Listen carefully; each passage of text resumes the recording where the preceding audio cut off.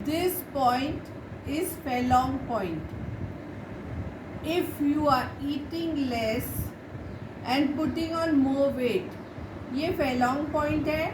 और अगर आप कम खाते हो और वज़न बढ़ते ही जाता है, आपको नेज़ल ब्लॉकेज होता है या फ्लेम होता है, यानी कफ जमा हो जाता है छाती में, तो ये सभी के लिए ये पॉइंट पे अगर हमने ऐसे मारा, if you keep banging on this